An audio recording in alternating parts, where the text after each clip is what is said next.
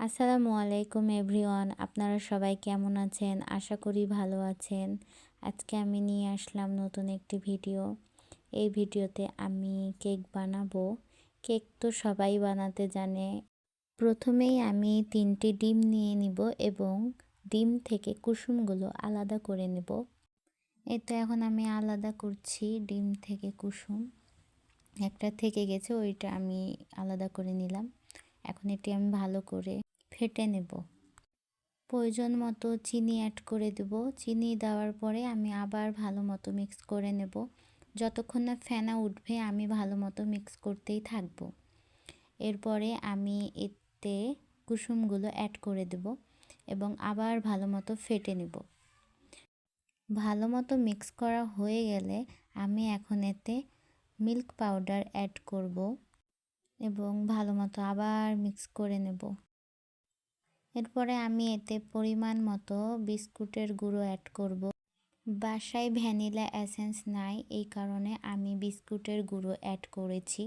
আপনাদের বাসায় vanilla essence থাকলে আপনারা সেটাই দিবেন, বিস্কুটের গুঁড়া স্কিপ করলেও চলবে।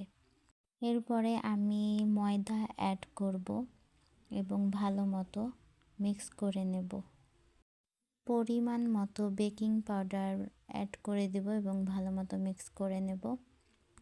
কেক বানানোর প্রসেসিং প্রায় শেষের দিকে। এখন আমি একটু সামান্য পরিমাণে অয়েল দিয়ে দিব। এখন আমি প্রসেসিং করা ব্যাটারটা দিয়ে দিব এবং ভালো মতো নেড়ে দিব। এরপরে আমি একটি বাটিতে লবণ নিয়ে নিব এবং কেকটি দিয়ে দিব এবং ভালো মতো ঢেকে দিব যেন ভিতরে বাতাস প্রবেশ করতে না পারে। এই তো আমার কেক একদম রেডি। আমি একটু চেক করে নিলাম কেকটি হয়েছে কিনা। আমি চকলেট মেল্ট করতে দিয়েছিলাম। চকলেটটি মেল্ট করা হয়ে গেলেই আমি ডেকোরেশন করব। এই তো একদম রেডি চকলেটটি।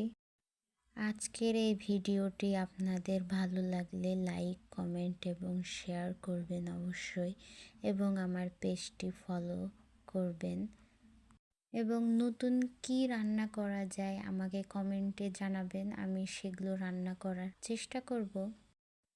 আমার কেক ডেকোরেশন করা একদম শেষ। আমি একটু উপর থেকে চিনি দিচ্ছিলাম যেন দেখতে ভালো লাগে। কেকটি এখন আমি কাটবো এবং সার্ভ করব। আপনাদের আমার ভিডিওটি ভালো লাগলে অবশ্যই কমেন্ট করে জানাবেন। পরবর্তীতে দেখা হবে নতুন কোনো ভিডিওতে। ভালো থাকবেন, সুস্থ থাকবেন। আল্লাহ হাফেজ।